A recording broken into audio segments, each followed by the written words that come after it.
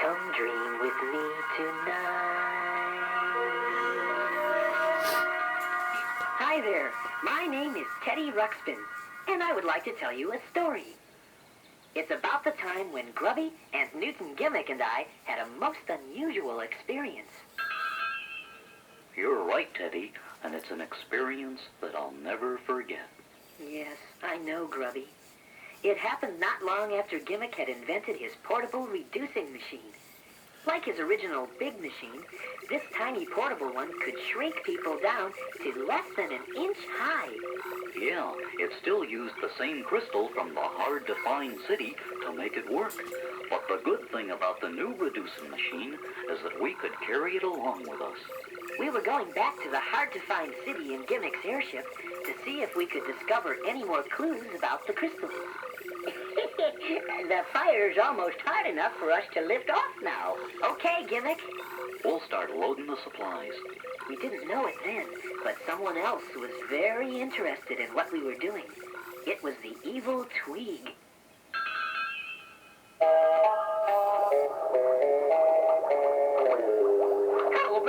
They're gonna do something with that flying boat. So what? So what? What do you mean, so what? Ever since those other two showed up, Gimmick has been a real pain. Oh? Yeah, he used to be just an annoyance. Now he's a real menace. How is he a menace, Tweez? It's Tweeg! Tweeg! How many times I have to tell you my name is Tweeg? Oh, why does that dumpy Gimmick have all the luck, and I don't have any luck? Why is he successful and I can't even pay the rent? Why do his inventions work, and I can't even afford gunpowder for my cannons? Oh, if only I had gunpowder, I'd shoot him right out of the sky. You'd miss him like usual, Twig. LB, I've just about had enough of you, and I've just about had enough of Gimmick and his two cronies. Now I want you to just go down there and get rid of him. How, Tweeg? Well, I don't care how, just do it. I don't care how, just do it. Why is it always me that has to do the dirty work? I don't know why I put up with it.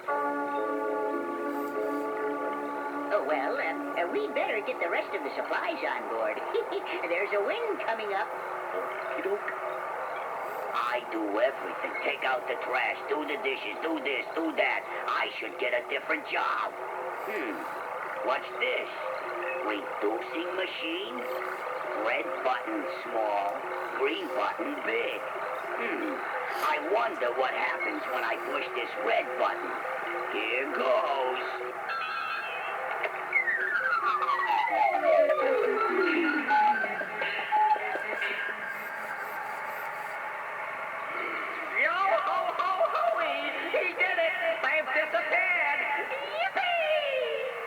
LB had pushed the red button on the portable reducing machine. It was aimed right at us. The airship got real small, and so did we. That's right, Teddy. And since the airship was so tiny, it started to be carried off by the wind. Whoa! We're out of control! Oh, jib the mizzen and batten the starboard. Whoa! Hang on to your sock! I can't make the propeller work. Oh, here, I'll help you, Teddy. It's no use. The wind's too strong. The airship was like a leaf in the wind. All we could do was hang on. By the time the wind had calmed down, we were lost. We finally managed to land in a forest. Gimmick, do you have any idea where we are? No, my boy. I haven't a clue. We must be miles from your house, Gimmick. Yes, I think you're correct. It was most unfortunate that... Dum-dum-dum-dum-dee-dee. Take the last dance for me. Oh, hello there. It was a snail, walking, sliding, moving along. We introduced ourselves and tried to explain what had happened. So, you're telling me that thing flies? Even though it isn't alive and doesn't have any wings? That's right. And you have to figure out a way to get back to your house, but you don't know where it is? Yes, that's exactly right. Well, do you think your house is any farther away than that big rock back there? Oh, yes. Lots farther than that. Well then, I don't think I can help you. I've never been beyond that big rock. Besides, I've got to go. I'm late. Do you think it would be all right if we walk along with you? Why not? It's a free forest. Dum-de-dum-dum, dum-de-dee-dee-dee, save the last dance for me. Well, where is it you're going? Oh, I'm going to the annual spring dance. I was planning to be on time this year, but here I am again, late as usual. Well, maybe you just leave your house too late. No. You see, I always carry my house around with me, on my back.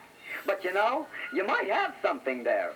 Maybe the reason I don't know how long it takes to get to places from my house is because my house is never in the same place. Yes. I can appreciate that kind of logic. Dum-de-dum-dum, dum-de-dee-dee. Hey, I have an idea. Maybe the butterflies could tell you which way to go to get home. Really? The butterflies? Sure, the butterflies. They travel all over the place. Or maybe the bees. No, the bees are too difficult to deal with. You need to talk to the butterflies. Okay, where are the butterflies? Well, I don't know, but they aren't here yet. However, we have finally made it to the annual spring dance. Come on in.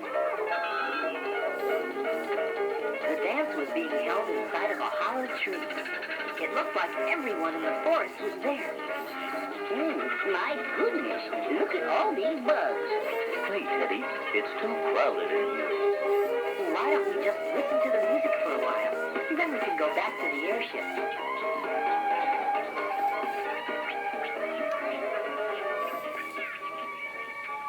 There's a crowd of people filling up this great big room, and it's getting very hard to breathe. It's so crowded, everyone is stepping on my feet, and I think I'm gonna have to leave. Then I get a glimpse of you out of the corner of my eye, and the room gets very quiet, and I breathe a sort of sigh. And as I'm looking right at you, I see you looking back at me. Now my mouth is hanging open and my forehead starts to sweat, and I'm feeling sort of tingly. And my eyes are getting blurry and my palms are getting wet, and my head is spinning dizzily. Then I notice that you're moving to my corner of the room, and my knees begin to rattle and my pulse rate starts to zoom. And as I'm looking right at you, I see you looking back at me.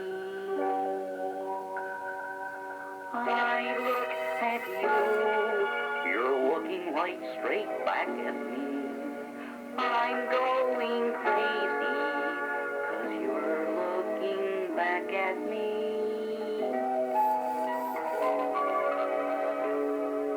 I would like to try and move if I can only find the strength. What has caused this wondrous mystery? I can't think of any words right now that rhyme with strength. Oh, if this is love, it's agony. You are getting very close now, and your smile is very nice, and your eyes are turning me into a foolish block of ice. 'Cause as I'm looking right at you, I see you looking back at me. I look at you, and you are looking back at me. I'm going crazy, and you are looking right through me.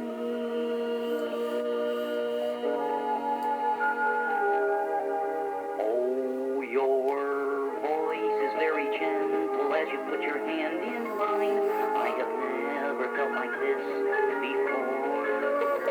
Oh, your eyes are so romantic and your smile so divine. I'm floating 6 feet off the floor. Can I understand this moment? Should I even dare to try? Can it be that love can happen in the twinkling of an eye? And may I always look at you and find you looking back at me? Well, as you can see, Grubby was swept off his feet. It was love at first sight. Hi there. What's your name? Huh? My name is, Grubby. How do you do, Grubby? I'm Karen. Would you like to dance? No thank you. I'm not good at dancing. I have 8 left feet. Oh, Grubby. I'm sure you only have 4 left feet. Come on, give it a try. Okay, Karen. Karen and Grubby spent a lot of time together the next few days. Gimmick and I tried to figure out how to get back to Gimmick's house, but Grubby was only interested in Karen. Oh, your voice is very gentle as you put your hand in mine. I have never felt like this before.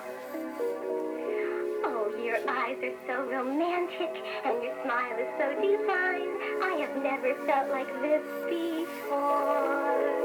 Can I understand this moment? Should I even dare to try?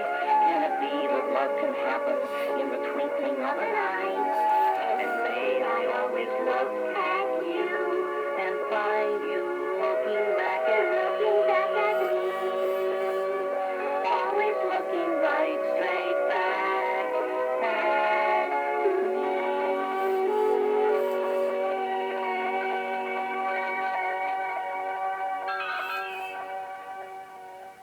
me. Teddy, something's wrong with Karen. What is it, Grubby? I don't know. Come and see. When we got there, Karen was building a kind of shell around herself. Karen, why are you doing that? I don't know. I only know I have to. Oh, but don't worry, Grubby. But, will I see you again, Karen? I hope so, Grubby. I hope so. Goodbye. Karen sealed up the shell. She was completely enclosed. Grubby stayed there for many days, waiting for something to happen. Gimmick and I tried to get Grubby to come back to the airship with us, but he wouldn't leave the shell which enclosed Karen. Then Gimmick remembered something. Teddy, I don't know why I didn't think of this before. I keep forgetting how tiny we are. Yeah, I guess I do too, but what does that... Well, if we were our normal size, how big do you think Karen would be? Oh, about an inch long. And she's fuzzy, right? So what kind of creature would you say she was? Oh, maybe a caterpillar. A caterpillar! And what did she build around herself? A cocoon! Let's go tell Grubby.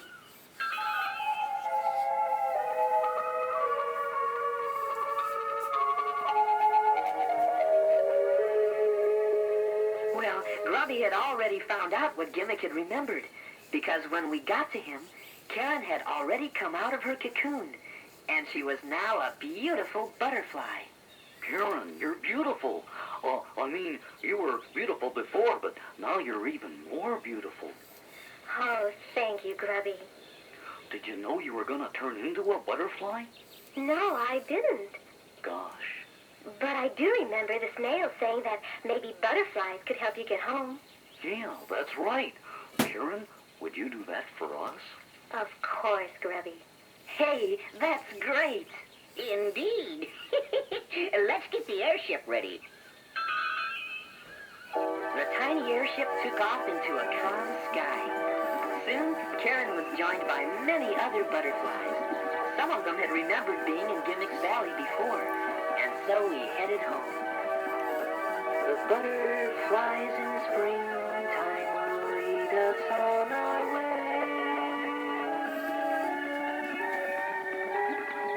It took us a while, but at last we got back to Gimmick's house. We guided the airship into the same position it was in when it had shrunk. Then we asked Karen to push the green button on the portable reducing machine. All right, here goes.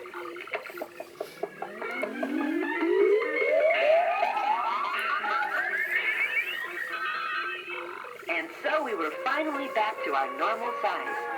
We thanked Karen and the other butterflies. And I think that Grubby had a little lump in his throat. You're right, Teddy. And I also had a little tear in my eye.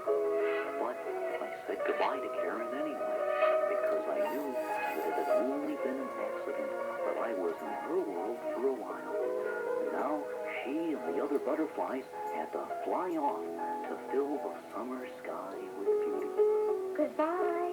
Toodaloo. Goodbye. Goodbye. Goodbye, Karen. Goodbye. They're back. Rats. LB, I thought I told you to get rid of them.